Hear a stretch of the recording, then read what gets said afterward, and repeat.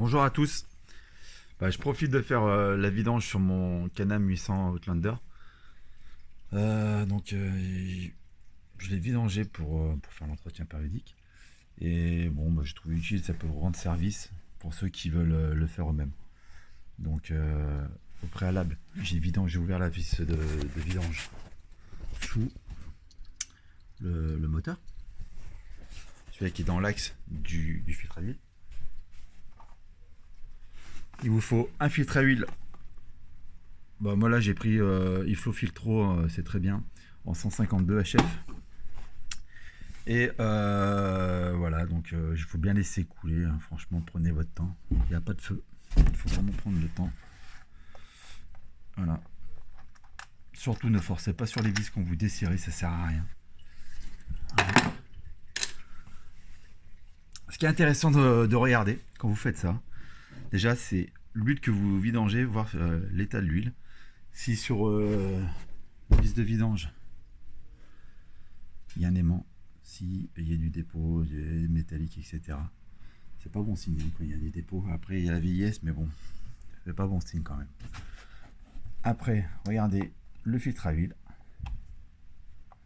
Alors je vous le fais en direct, hein, désolé, c'est pas évident.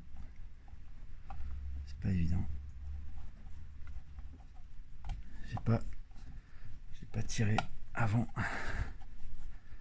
Pas facile. Donc voilà. Donc là l'avantage c'est que Rotax, ça c'est du filtre Can-Am d'origine, ça. Très bien ça. Bon, il faut dire que dans son passif, il a été acheté chez Can-Am, entretien Can-Am. Donc je sais que l'entretien était rigoureux. Faut regarder en fait ça là. Vous voyez là, le carton. Tout le temps, faut regarder ça. Si le moteur il a tourné sans huile, ou si le moteur l'a surchauffé, si il a des petites casses, des problèmes,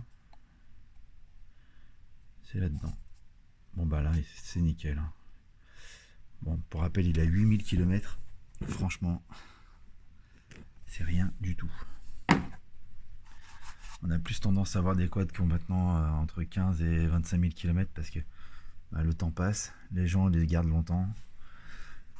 C'est costaud, donc ouais, ils arrivent à rouler longtemps. Celui-là, l'avantage c'est qu'il a pas tellement roulé parce que en 3 ans, il a fait 18 heures de service. Donc voilà.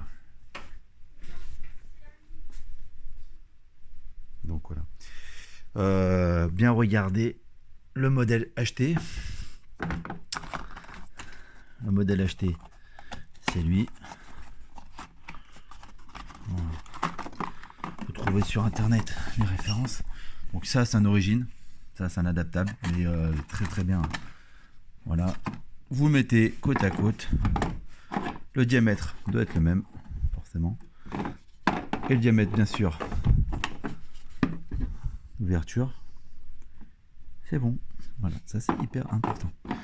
Donc après, ce qui est bien à faire, c'est nettoyer l'intérieur de la cloche, remettre le filtre.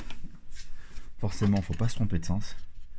La partie à lubrifier rentre dans le canon du filtre. Vous posez comme ça, dans ce sens-là, et vous refermez. Voilà, je vais pas faire la suite maintenant parce qu'avec une main, j'y arrive vraiment pas. Puis je vais faire du bon travail, donc ça sert à rien. Je vous invite à faire la même chose. Il y a rien de compliqué. Pensez à mettre un joint neuf. Donc ça, c'est un laiton sur votre bouchon. Vous mettez, vous attendez bien que ça finisse de couler. Moi, j'attends tout le temps une bonne demi-heure. On n'est pas pressé, hein. Franchement, c'est pas la course. Faites autre chose pendant ce temps-là. Et puis voilà. Vous remontez votre cloche, enfin votre filtre à huile dans la cloche. Vous resserrez, franchement, à la force du poignet, pas plus. Vous mettez votre vis de vidange, pareil en dessous, à la force du poignet. Moi, je vous parlerai pas de couple, etc. Mais ça suffit largement.